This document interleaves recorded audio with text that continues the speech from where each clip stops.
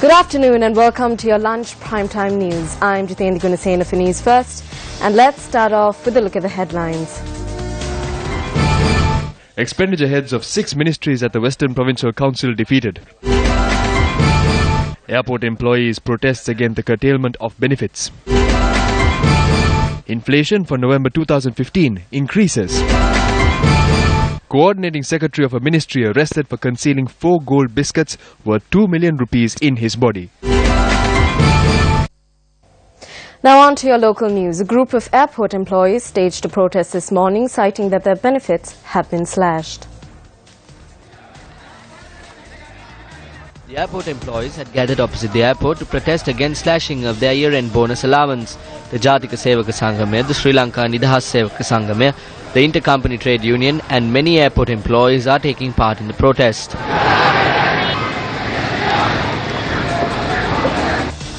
According to the National Consumer Price Index, inflation for the month of November has risen. The Department of Consensus and Statistics notes that the National Consumer Price Index for all items for the month of November 2015 was 112. The department adds that an increase of 2.8 index points, or a percentage of 2.6, was noted in November 2015 compared to October 2015, for which the index was 109.2. The department goes on to say that the index increased by 2.65%, and this was due to the increase of food items by 2.14%, an increase of non-food items by 0.51% respectively. The Department of Consensus and Statistics goes on to say that significant increase in value change in index were reported for vegetables, green chilies, rice, big onions, potatoes, coconuts, limes, red onions, fresh fish, dried chilies and sugar. The overall rate of inflation as measured by NCPI on a year-on-year basis is 4.8% in November 2015.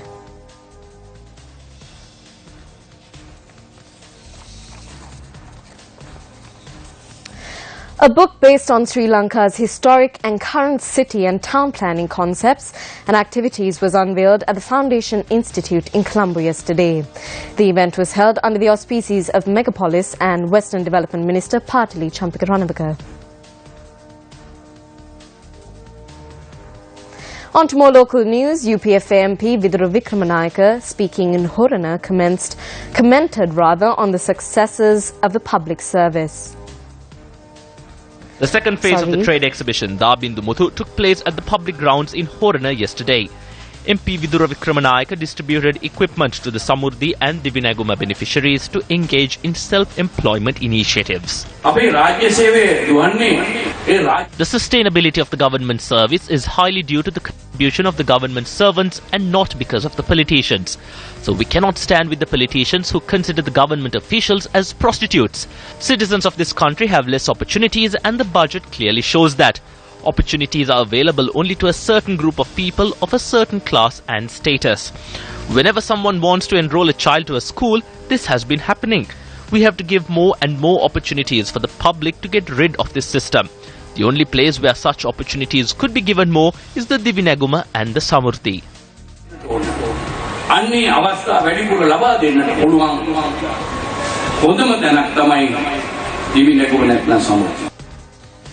On to more local news. The Buddha statue that is to be presented to Thailand was handed over by President Maithripala Sirisena. The Buddha statue was presented to a delegation from Thailand last evening at the President's office. The Buddha statue was presented to Thailand under the advice of the Mahanayaka of the Askari chapter of the Siam sect, Most Venerable Galagama Sri Attadasi Thera.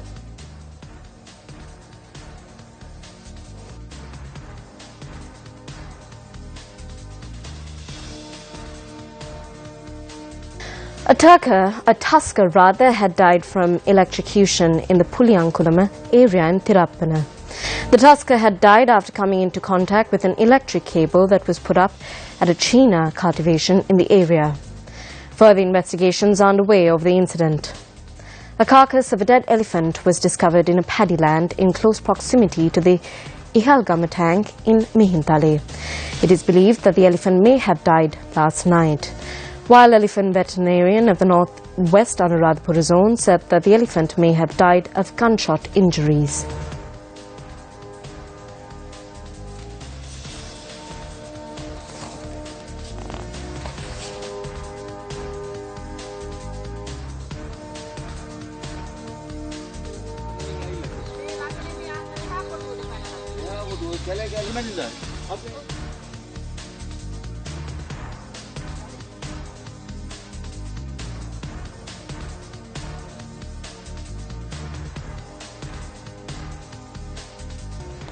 Now here's a look at more local news.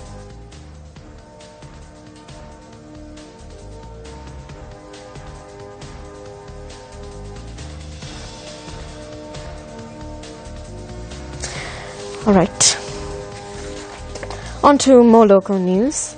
An event to present housing loan checks for those in the Mahava area took place at the Mahava office of the Housing Development Authority yesterday. The distribution of cheques worth 50,000 rupees and 75,000 rupees took place under the auspices of Indika Bandarnayaka, the Deputy Minister of Housing.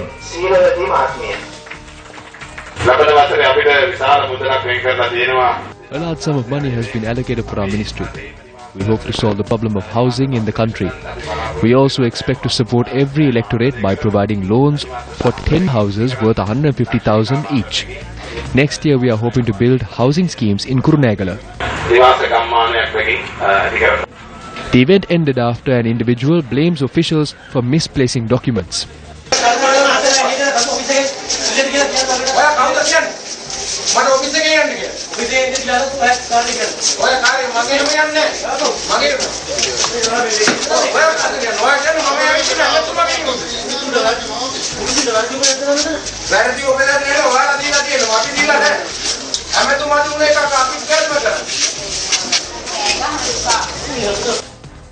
Now let's have a look at more of your local news. 54,093 persons were arrested as of yesterday for the violation of lane discipline. DIG Western Province Traffic Amarasiri Senaratna said that 32,985 motorists were arrested in the Western Province and that 21,008 motorists were nabbed in Colombo alone. The Nalgoda police arrested 3 persons over a number of breaking and entering incidents and burglary. Police said that a hand grenade, 3 machetes, face masks and gloves were seized from the suspects. Investigations are underway to nab another suspect. A woman died after she was knocked down by an oil tanker truck in the Pambala area on the Colombo-Chilau main road last night. The deceased was a resident from Hatton, and our correspondent reported that she was an employee at a plantation in the area. Police have arrested the driver of the oil tanker.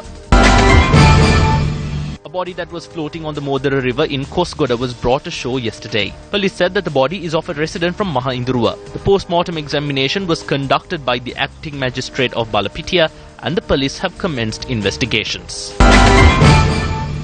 Today is the final day of Pabala Mela 2015 Trade Fair and Carnival. The event was declared open today by Major General Jeeva Karuwan Kulatunga, the Deputy Vice Chancellor of the General Sir John Kutalavala Defence University. The Trade Fair and Carnival is organised by the Sri Lanka Light Infantry of the Sri Lanka Army for the welfare of the families of fallen war heroes and injured soldiers. The Trade Fair and Carnival comprises of trade stalls, games, light infantry exhibitions and musical performances. News First is the media partner from Pabala Mela 2015. Newsfirst provincial correspondent Rajaratnam Kingsley was presented with an award at the 2nd anniversary of the NM Institute. The event was held to present awards to the journalists and artists and was graced by former senior DIG of Police K. Arsaratnam. A concert organised by the Paediatric Intensive Care Unit of the Karapitiya Teaching Hospital took place yesterday. The event was organised to commend the talents of children who were discharged from the unit and was graced by specialist Dr. M. Heva Giganage.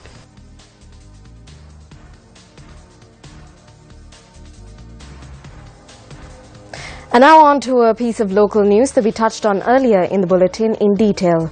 A book based on Sri Lanka's historic and current city and town planning concepts and activities was unveiled at the Foundation Institute in Colombo yesterday. The event was held under the auspices of Megapolis Western Development Minister Partli Champikaranvaka.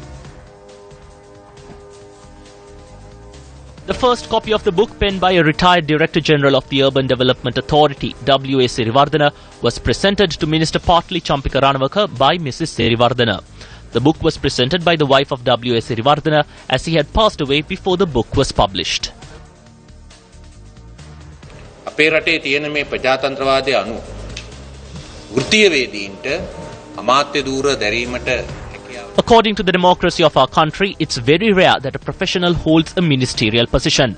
That's because the individuals who hold ministerial positions are those chosen by the people. Those selected to parliament are the people who hold ministerial positions. When there is a lack of knowledge in the respective professions, they blame the politicians, while it is the officials who are the ones who are actually in control. This is what happens in Sri Lanka.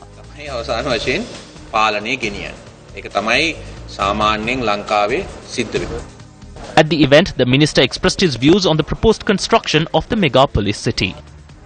මේ හුදු ලස්සන නිර්මාණයක් ලස්සන ගොඩනැගිල්ලක් එම නැත්නම් ලස්සන උද්‍යානයක් තැනීම නෙවෙයි.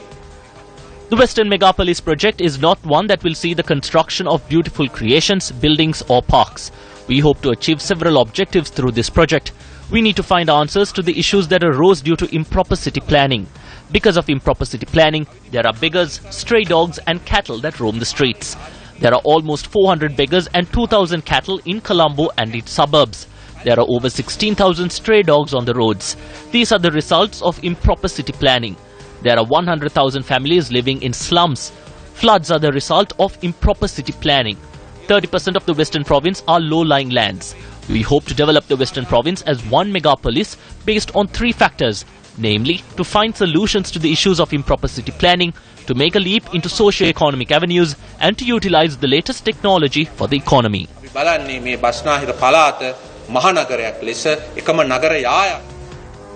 And that's a wrap of Lunch Prime Time News. I'm Jitendra Gunasena for News First. Join us again next hour for the very latest.